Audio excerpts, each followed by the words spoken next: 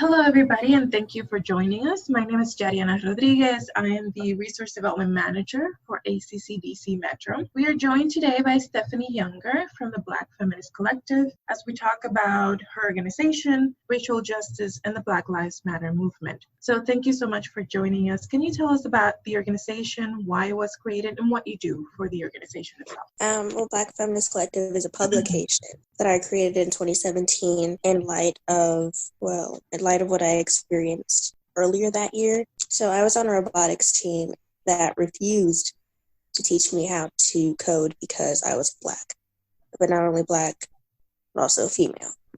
I was a Black girl. And, when I asked why they wouldn't teach me how to code, they accused me of acting out or being ungracious and snapping. So, and a few months before that happened, the white girl that I worked with invited me to go with her to the Women's March, and she did not give me the same solidarity in my time of need, which was problematic. So it was in response to white feminists as a whole who do the same. And at the time, I always thought that I had to choose between my race and advocating for my race or advocating for my gender. But then I quickly realized that Black cis men are often the face of Black liberation, and white cis women are the face of the feminist movement. So I created it as a space for Black people as a whole to express what they believe in. Well, thank you so much for doing that. You're doing so much and so young, so you should be very proud of that alone, besides everything else that you had to go through. So can you tell me about the pieces that you've written, and then which one do you consider your favorite? It's okay if I have more than one favorite? Yes, of course. Okay, yeah. Well, some of my favorites are interviews that I've done with other people. One of my interviews is with Nupal Kiazolu, who is the president of Black Lives Matter Greater New York. And next interview that I did was with Patrice Cullors, who is co-founder of Black Lives Matter Global Network. And then my other favorite interview is with Havana Chapman Edwards, who first made headlines by being the only student at her school to participate in the walkouts in 2018. And some of my other favorites are ones that call white liberals, well-intentioned white liberals, in to challenge their privilege. To go beyond checking their privilege and to challenge their privilege. And those have been a bunch of articles about that. I've written a bunch of articles. Lots of favorites. Is there something in particular about these interviews that made it, so impactful for you? Well, it's inspired me to amplify other people's voices, not just through interviews, but also through publishing other people's work. So how do you think what you do brings forth these issues? How do you think it raises the awareness of the issues that the Black community faces every day? So I think it raises awareness in a way that's accessible to people who can't go out to protest, but who have social media and who have the internet. So social media is a 21st century tool that is accessible to this generation. The only form of activism doesn't just exist in the streets. It could also exist on social media. And, that's what we're seeing now, that social media works. Like the hashtag defund the police, it's also being delivered in the streets, but that message is also being delivered in, around social media. And we see that change is being manifested. People have reached out to me and said that they understand things, but they reflected on their actions, on their own actions. They put themselves in check, that they've put other people in check for the ways they intentionally or unintentionally marginalize Black people, especially Black women. That can be a useful tool. Yes. At times. Not all the time, but yes, definitely now. So my next question, as an organization that often focuses on racial justice, how have you responded to the recent rise in protests and increased media outrage centered on the Black Lives Matter movement? Yeah, so what I did about 2 weeks ago, I delivered in response to the police brutality, not only the police brutality, but the apathy of people, the apathy that people have towards the fight for Black lives, and the apathy that people have towards my activism. in my organizational work. What I did was I delivered an extemporaneous call to action to well-intentioned white liberals, and I was actually compiling like a call to action to them. So I started by delivering Martin Luther King's letter from Birmingham jail, and the part where he says he's gravely disappointed with the white moderate. And yeah, so what I called on white people to not just post these black screens on Instagram, because this was in response to white people who have unfollowed me, blocked me, unfriended me on social media for speaking out and taking action against anti-Black racism. These were also white people who have told me that my work isn't real or valid or effective, or I don't remember, like somehow, quote, not real activism. And now it's like, it was after having that said to me months earlier, it's kind of interesting seeing them posting black screens and, being out in the streets protesting when they see it as a trend and not as an actual fight for Black lives. So I did that, and I turned that extemporaneous speech into an article that I wrote about call to action to white liberals. And I've also given my platform to other people who want to share their thoughts on like police brutality, and who want to share their thoughts about the criminalization of dissent, and who want to, who just love Black people, who want to share their love with Black people. That's amazing. I mean, really, you've done so much, again, at such a young age. It's very impressive to me. Thank you. So as a woman, as a young woman, what does this movement mean to you? And I ask this because for me as a feminist, I understand that my feminism is very different from a white woman's feminism. And understanding that it's so complex, this feminist movement, the same goes for the Black Lives Matter movement. It means something completely different for women. So what does it mean to you? Black Lives Matter means a lot to me because it was what inspired me to become an activist in the first place. I, along with Angela Davis and the co-founders of Black Lives Matter movement as a whole. Yeah, it means a lot, like to see, as someone who used to think that Black liberation, someone who internalized that Black liberation was only for like cis Black men. Like people often, a lot of other Black people internalize that too. But, Black liberation is, and as well it should be, for everyone in the Black community.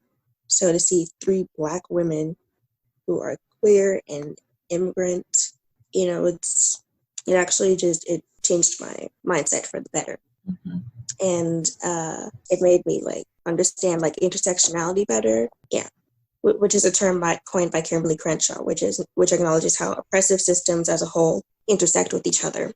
And the womanist movement was started by Alice Walker, and she started this in response to white feminists who only advocate for their own best interests, but not the interests of women as a whole.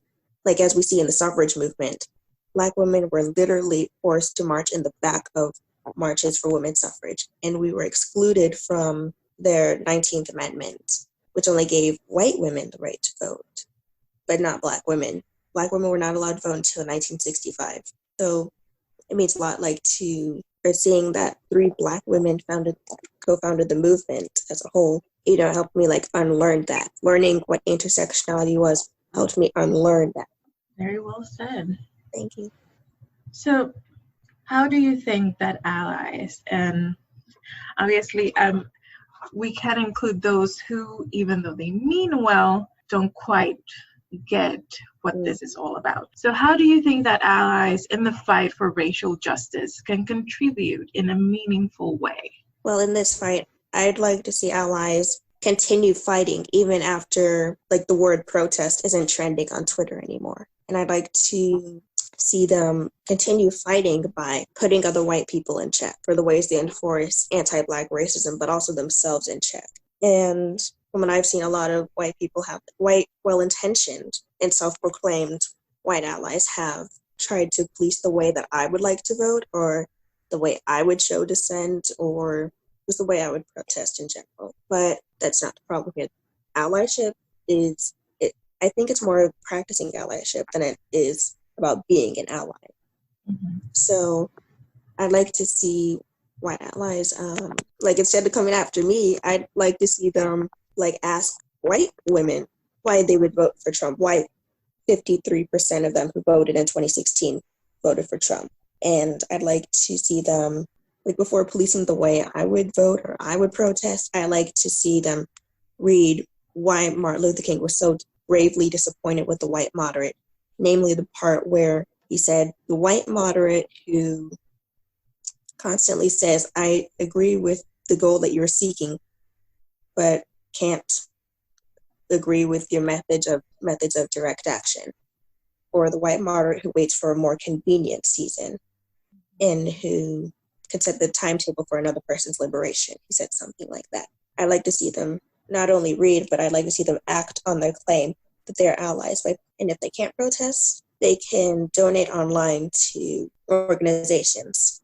They can protect Black people from racist trolls online. And they can call on social media platforms like Facebook and Instagram to stop taking down Black people's posts about racism, because it's a lot more than holding a sign. Oh, and one more thing, I'd also like them to stand with Black people instead of speaking for them. Mm-hmm. And that means, that might mean passing up an opportunity. I've said this in one of my articles, passing up an opportunity to speak on a panel about stopping police brutality, or passing up an opportunity to speak at a rally about police violence, because, like, this is about passing the mic. This isn't about speaking for Black people. This is about passing the mic to us and amplifying our voices, because Black people are not voiceless. Mm-hmm. And we have a voice. We just need it to be uplifted by white people practice allyship, and to amplify our intellectual and organizational work, instead of asking for labor, for our labor for something that they can Google or don't go up to work. I mean, I agree with everything you said. I will only add one thing, and this is coming from my own experience, is to note that racism occurs even within minority groups, and it starts very early. And I say that because I'm Hispanic. I was born and raised in Puerto Rico, and I've seen what colorism does to your friends, your family members, and how it's ingrained in you through years and years of experience. And then when you grow up and you're an adult and you're doing those microaggressions yourself, that you sort of don't realize, right? But yeah, now you're an adult and you're fully capable of sort of consciously taking that into perspective and understanding that is something that's wrong. yeah. So I think that it's also with a responsibility within our minority groups to understand, okay, this is what we're doing wrong. We have to change. And it starts with our young. So that's the only other thing I would add, but absolutely, I agree with everything you said. I agree. And like something that I'd like to see for, for Black people who have privilege, like I am a Black woman, but I'm a light-skinned Black woman. I'm also cisgendered, heterosexual, and have a lot of other privileges as well. And, something that I'd like to see Black people with privilege is to acknowledge like how other Black people, like intersectionality, how it applies to Black people as well. It doesn't just apply to race and gender. To acknowledge that intersectionality just doesn't apply to systems of racism and systems of misogyny. It also applies to colorism and ableism, homophobia and transphobia. I'd like to see that as well. We all have a part to play. That's the way I see it, is that regardless of white, Black, regardless of where you are, what position you're in, we all have a part to play, and we have to acknowledge that. Mm-hmm. Yeah, any more questions? Yes, one more question. So how can viewers and listeners interested in your organization support you and your cause? Well, people have been asking me if I have like a donation thing, but right now I'm not accepting donations. But the best thing that can be done right now is to pass on this opportunity to other Black people, and to amplify it on your platforms, to amplify Black Feminist Collective on your platforms, and to support our writers as well. Excellent.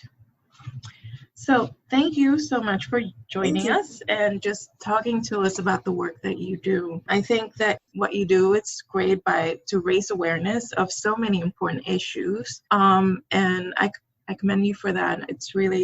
Thank you. It's an honor not only to do this interview, but just to talk about these issues with another fellow woman, which is always nice. So for more information, just feel free to reach out to us by email or phone, or go to our website at acc-dc.org. Thank you so much. Thank you.